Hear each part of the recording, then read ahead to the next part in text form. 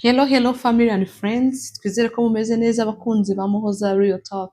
Tubahaye ikaze cyane kuri channel yacu dukomeza kubashimira support mukomeze kutugaragariza kandi tubifuriza amahoro y'Imana tunababwira ngo abantu muri mu bihe bikomeye mwihangane, abantu mumerewe neza namwe nimwishime kuko ibintu byo mu isi bihora bihinduka, ahari byiza biraza kandi n'ibibi biraza. Ibyo byose ni ubuzima bwa buri munsi. Niba wumva utamerewe neza, komera wihangane ushime Imana ikigutije umwuka wo guhumeka nicyo gishoro. Twakomeje rero inkuru y'uno munsi. Inkuru y'uno munsi ni inkuru nahawe n'umumama. Ndagushimira mubyeyi wahisemo kunsangiza inkuru y'ubuzima bwawe. Twakomeje. Uyu mubyeyi aragira ati nashakanye n'umugabo, umuhungu twarakundanye aramfiyansa, anyiyumvamo nanjye mwiyumvamo ko bya bindi nyine turakundana, bya bindi kurya no kuri telefone ntabwo twakupaga, nkavuga ati ninkupa arabona ko ari njyewe n'undi uzasenya urugo muri future. Bya bindi byo abantu bateretana ku buryo muryama mukagona mwese telefone iri ku gutwi habuze ukupa. Ati ntabwo ndi bukupe, ngiye nkupe kandi ari ndi kuvugana na sheri wanjye, nanjye nkupe kandi ndi kuvugana na sheri wanjye, mukagira ngo mugasinzira mwese mukagona. That was the love. Barakundanye cyane cyane cyane bya cyane. Noneho biyemeza kubana. Igihe cyo kubana kiragera, tujya imbere y'Imana, imbere y'imiryango, imbere ya famiye, turasezerana. Turangije gusezerana, tujya muri honeymoon, ubukwe burangiye. Ariko nkaba mfite mabukwe, umubyeyi wibarutse umugabo wanjye. Umubyeyi wibarutse umugabo wanjye yaje avuye mu kindi gihugu, aza twebwe ko twari twakoreye ubukwe ahantu hatandukanye n'aho umubyeyi yari ari. Umubyeyi araza. Amaze kuhagera, mu bukwe n'ibigenda byo kubonana, uyu niwe mubyeyi, ntabwo twagize dusuhuzanya, bya bindi nyine byo mu bukwe. Kuko ubukwe bwarangiye tujya muri honeymoon. Tuvuye muri honeymoon sasa turaje. Tugarutse, wa mubyeyi akinkubita amaso mu nzu yanjye n'umugabo wanjye twafashe, niho yari aje. Akinkubita amaso, ati ngaho rero. Ati ko mbona isura yawe irasa nk'izabyara mukobwa. Ese njye nibariza ubundi ababyeyi bakuru cyangwa se abantu mufite experience, ijisho rero umuntu, isura y'umuntu ikamenya ko yabyara cyangwa atabyara ribaho? Birashoboka ko umuntu ashobora kubona umuntu agatamenya ko yabyara cyangwa atabyara? Ati icyo ngicyo ni ikintu cyahise kimbwira yuko something is wrong.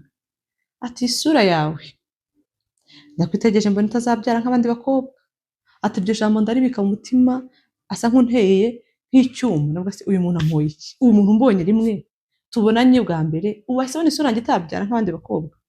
Ati ikintu cya mbere nahise nkora feri ya mbere, nagiye muri miruwari kwireba, njya ndisuzuma nditegereza, ndareba utuntu twose bwase isura yanjye njye ko mbona izabyara. Mabukwe ashingiye ku cyo avuga ko isura yanjye itabyara. Ati njye isura yanjye ndabona izabyara. Kahise abantu mwese mwahuye n'ibibazo bimeze nk'ibyo ngibyo ari mwihangana. Ati nabonye isura yanjye yabyara, ndavuga nti njyewe isura yanjye izabyara tu. Ibi bintu bavuze ko itabyara simbyemera, njye izabyara. Nuko ati wa mubyeyi tugumanye aho ngaho, nta kintu nari burenzeho, gusa nyine nahise mbona ko something is wrong. Bukeye mu gitondo namusavinga ibiryo, ati ntuba watetse neza, ati ibintu byo ntabwo biryoshye. Umubyeyi arananiza, ndavuga nti umuntu ntabwo yanyumvishijemo, ngomba kubyakira. Ntabwo n'ubundi nakunze umuhungu we, ntabwo nakunze nyine. Mu gihe bitakunze ubwo nyine nta kundi, reka nkomeze mfate aho nafashe nyine aho nashatse. Ati umubyeyi aramvunisha, nkazana ibiryo ku meza twatangira kurya. Ati se n'ubwo ntabwo urasama? Ati nkibaza umuntu waraye ushatse, ubu natinze gusama ku buryo umuntu atangira gutavuga ati kudasama. Asanga se ni iki? Namwe ntabwo birakunda. Ati nkaceceka. Ati arantesa, umugabo wanjye se ajya mu kazi, ajya kure nyine mu ntara. Ati nkajya akomeza mba ndi kumwe na mabukwe. Ati mabukwe ibiryo uko dusangiye amafunguro yo ku manywa, akambwira ibigambo sindye, umutima nkumva uracuramye. Ati ndavuga rero kugira ngo nzakomeze mbabazwe n'uno mubyeyi, azajya yisangiza nanjye nisangize. Amuha ibiryo by'ukwe, nanjye nkarira hanjye kugira ngo ndebe ko nabona amahoro. Ati ariko ntabwo byahagaze. Mabukwe kagatima ke kabi yangendaga, akantu kose nkoze kose agata kagira negative. Ati nanjye ndabyakira, mbwira umuhungu ati mama wawe ntabwo twahuje. Musobanura ibintu mama wambwira, ndambwira nti nyamara hari ikibazo, sinzi ikintu nakoze. Ati ariko mama ntabwo yageze anyiyumvamo pe, ntabwo amfashe nk'umukazana. Umuhungu arambwira ati hangane bizarangira, n'ibyuko mutamenyeranye si ubwo urumva. Ati bizarangira. Nyoke ndaceceka. Ariko ubwo nza gusama, sinabibwira mabukwe ko mabukwe yaragumye aho mu rugo agihari.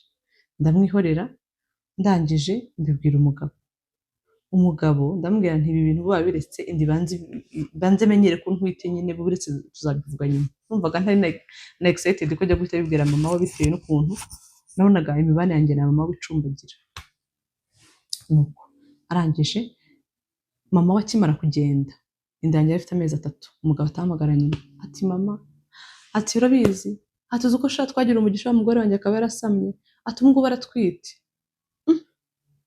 Ati amaze kubibwira nyina atambwira ati nabwiye mama ko twite sha, ati mama yishimye maze ati uwo munsi yabwiye ko yabwiye mama ko ntwite, no munsi narwaye, nararwaye, ninde uri mu bitaro ni njyewe, ninde inda yenda kuvamo, ninde urembye, ati nararwaye inda ndayirwarana, ati wibaze inda ntegeze ndwarana gifite munsi y'amezi 3, inda nta kintu yigeze iba, nari muzima ntarwara, namenye ko ntwite ndarwara, ati ndarwara ndaremba, ati ntajya gucumbika mu bitaro, akambwira ati nta kibazo ufite, nta n'indwara tubona, ntabwo twazi ikintu gituma ibintu bitagenda neza, twatura nta kibazo ufite.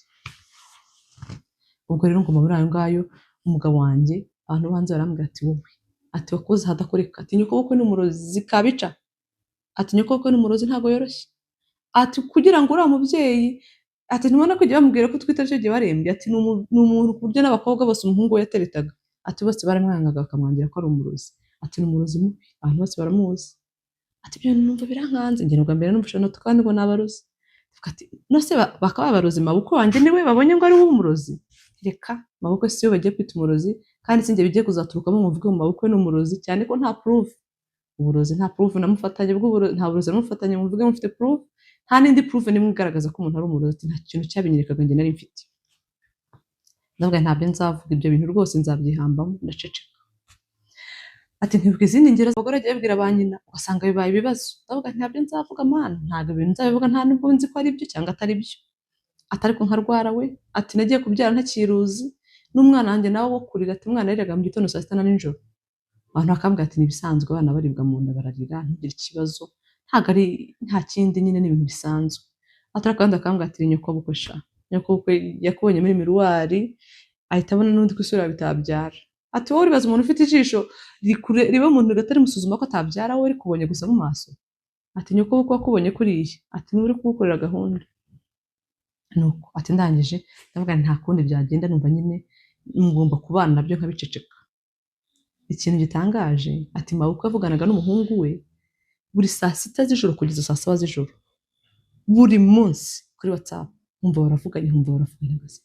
Mabukwe avugana iki n'umuhungu we buri joro. Atari ikintu kimbabaje, narabyaye mabukwe ntegeze ambwira felicitation.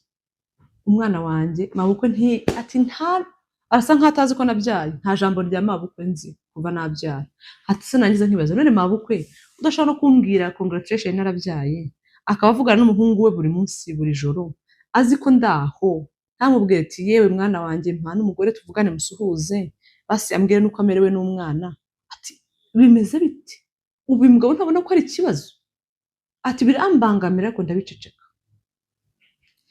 Noneho umugabo ndamubwira nti sheri tugurira imyenda, tuha amafaranga tugura imyenda n'umwana. Ati buryo uko musabye amafaranga, akambwira ati we amafaranga mfite. Uko mwatse amafaranga, ati ntayo. Yaje kumbwira akambwira ati ari ibintu mama akeneye, ati amafaranga nayoherereje mama. Ati ari ibintu mama akeneye, amafaranga nahaye mama. Ese mu mafaranga wiri guha mama wawe? Ati numva ngara no numva biransesemye, numva ndabihaza, ndavuga nti ngomba kubwira uno mugabo nkamubaza ikintu cyatumye amafaranga yose abona ambwira ngo araha mama, ubundi amafaranga yose aha mama wati. Reka muganirize. Ati namwe nise wa mugabo, ni gute amafaranga yawe yose yoha mama wawe? Ubundi mama wawe nanjye, mama wawe nawe ninde wanshatse? Mama wawe kuki agutegekera? Kuki mama wawe ari ushyira imbere? Ariko reba uburyo mama muvugana buri joro, azi ko ndaho ngaho mu cyumba, akarinda kuba telefone, atanakubwira ati mpereza umukobwa tuvugane. Agakupa telefone atanavuze ati se uwo nguwo bimeze bite, umwana bimeze bite? Ati ubona mama wawe hatari ikibazo? Kuki mama wawe gutegekera? Kuki yamera nkaho ari uyoboye urugo rwawe kandi uri umugabo ku giti cyawe? Niba tuzajya ukora amafaranga yose wakoreye ukayaha mama wawe, hari ndi umugore wawe, bimeze bite? Atarangije arambwira ati unsuzugure mama, urankutse untukana na mama, naho ugeze utangiye kubona ko mama wanjye ari uyoboye, utangiye kubona ko mama wanjye ari umuntu mubi. Ati sinigeze nsohora ijambo mubwire ko mama wari umurozi nk'uko abantu babimbwira hanze, cyane ko nta proof mfite. ibyo bintu byangumyemo, namubwiye gusa ibyo nabonaga bigaragara. Umugabo yahise ambwira ati kuva uyu munsi ati sha ndaje nguhane. Umugabo ahita asohoka mu cyumba ajya kuba mu cyumba kimwe ansiga mu kindi n'umwana. Ati ubu ngubu maze amezi 3 umugabo aba mu cyumba cye ku giti cye nanjye mba mu cyumba cyanjye. Ati ntabwo tubana.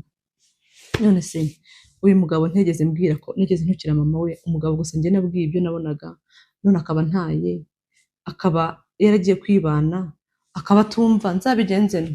Nkora iki?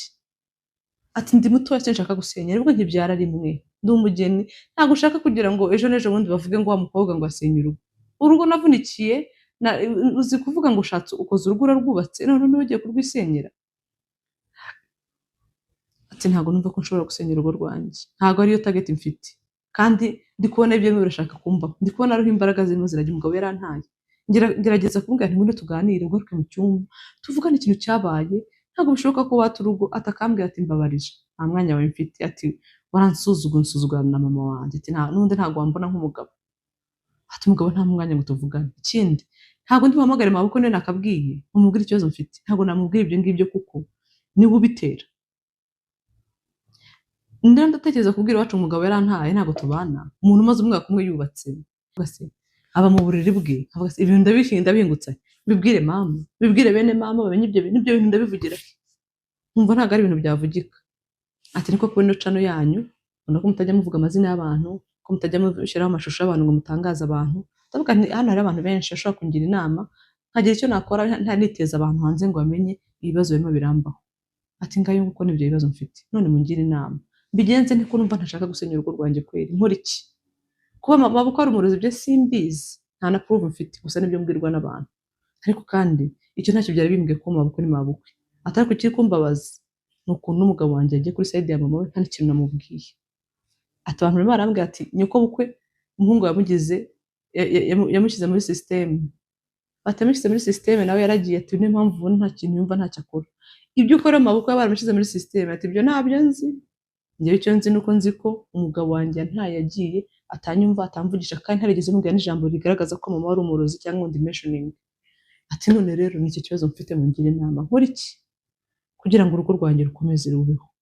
Nkora iki? Nce muri ihe nzira, nkoresha iyi systeme? Wowe wabigenza utabaye ari wowe? Inkuru yacu no museri yo ngiyo, mwebwe mubyumva muti akora iki kugira ngo urugo rwe rubeho? Mu by'ukuri ntabwo tujye tuzana n'ibiganiro kugira ngo tubwire abantu ngo senya ngo senya ngo senya. N'inama nziza zituma badasenya turazishaka. Abantu mwumva mufite inama zituma badasenya mujye muzitubwira, tubwire uti koresha iki, gerageza utya, mumubwire, tumureme umutima kandi tumukomeze, turebe ko byakunda ko byahinduka akaguma mu rugo rwe nta rusenya. Ese birashoboka? Watanga iyihe nama? Wowe wumva byagenda bite? Igitekerezo ni cyawe, video ngiyo nayikoze nayitunganyije ngiyi hano, igisigaye wowe no kutubwira uko ibintu byumva. Turabakunda cyane, muri abantu beza. Igitekerezo ufite cyose gishyire muri comment, uricinge inbox niba ubishaka, uduhamagare, nimero zacu ziri muri description aho hasi. Ikindi umuntu ufite inkuru ashaka kudusangiza, nimero niyo ngiyo.